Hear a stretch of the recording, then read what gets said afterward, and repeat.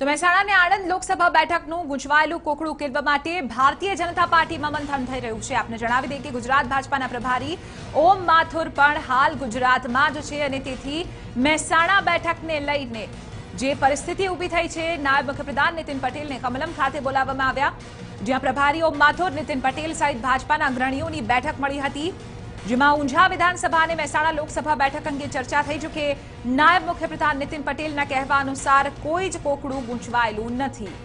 મોવડી મંડળ જે પ્રમાણે કહેશે તે પ્રમાણે બેઠકોની ફાળવણી કરવામાં આવશે।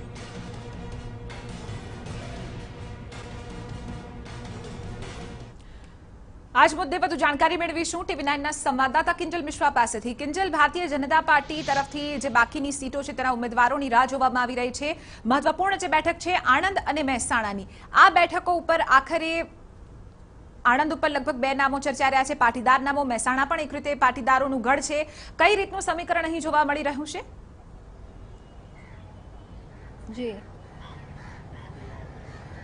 જી ચિત્રા, આણંદ અને મહેસાણા એટલે કહી શકાય મધ્ય ગુજરાત અને ઉત્તર ગુજરાત બંનેની મહત્વની જે સીટ છે તેની પર કોકડું ગૂંચવાયેલું છે। વાત જો મહેસાણાની પહેલા કરવામાં આવે તો મહેસાણાની અંદર જે વર્તમાન સાંસદ છે જયશ્રીબેન ભટ્ટ, તેમને બદલવાના લગભગ નક્કી મારવામાં આવી રહ્યા છે, પરંતુ આ બેઠક ઉપર જે ચહેરો છે, મજબૂત પાટીદાર ચહેરો તે નથી મળી રહ્યો। તેના કારણે જ ઓમ માથુર દ્વારા પ્રયત્ન પણ કરવામાં આવ્યો હતો ડેપ્યુટી સીએમ નીતિન પટેલને આ બેઠક માટે કહી શકાય કે લડાવવાનો, ઉમેદવારી કરાવવાનો, પરંતુ જે રીતે નીતિન પટેલે જ ઇન્ટરવ્યુમાં એક સ્મિત સાથે ક્યાંક ને ક્યાંક આ વાત કહેવાનો ઇનકાર કરી દીધો હતો, તેવું સ્પષ્ટ સંકેત આપી રહ્યું છે કે નીતિન પટેલની આ બેઠક ઉપર લડવાની કોઈ શક્યતા નથી। તેવા સંજોગોમાં આખરે કોને આ સીટ ઉપરથી લડાવવું એ ભાજપ માટે એક સવાલ ઉભો થઈ ગયો છે। ચોક્કસ એક યુવા ચહેરા તરીકે ઋત્વિજ પટેલ પોતે આ કહી શકાય કે સક્ષમ માને છે અને આ જે જો ચૂંટણીમાં ઉતારવામાં આવે તો કદાચ એક યુવા ચહેરા તરીકેના જે સમીકરણો છે તે બદલાઈ શકે છે, કેમ કે તેમણે જ અનેક પ્રવાસ પણ ત્યાં કરેલા છે અને સતત પાટીદાર આંદોલનમાં જ્યારે હાર્દિક પટેલની સામે પણ ભાજપે ઋત્વિજ પટેલને મેદાન પર ઉતાર્યો હતો, ત્યારે જોવાનું એ છે કે આ ચહેરાને પણ પ્રાધાન્ય મળે છે કે નહીં, પરંતુ હાલમાં તો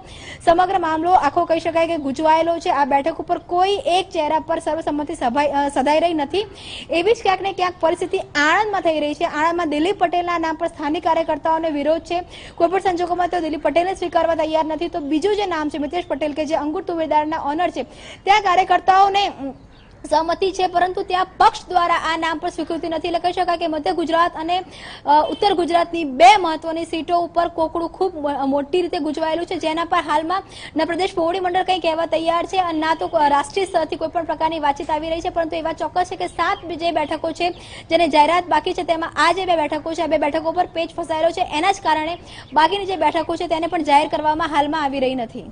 બિલકુલ આભાર કિંજલ, સમગ્ર મામલે જાણકારી આપવા બદલ। તો આણંદમાં પણ લગભગ કહી શકાય કે જે નામો છે તેના ઉપર હજુ પણ સહમતિ નથી મળી રહી, તો મહેસાણામાં પણ જે હાલના સાંસદ છે સિટિંગ, તેઓને ખસેડવાની ક્યાંક વાતચીત થઈ રહી છે અને તેઓના નામે કોઈ અન્ય નામ મૂકવામાં આવે અને તેમને રિપીટ ન કરવાની રણનીતિ અત્યારે તો બીજેપીની છે, પરંતુ લગભગ કહી શકાય કે આખરે એ મજબૂત ચહેરો કોણ હશે કે જેના ઉપર મહેસાણામાં અહીં પસંદગી મૂકવામાં આવી શકે છે તે જોવું રહ્યું।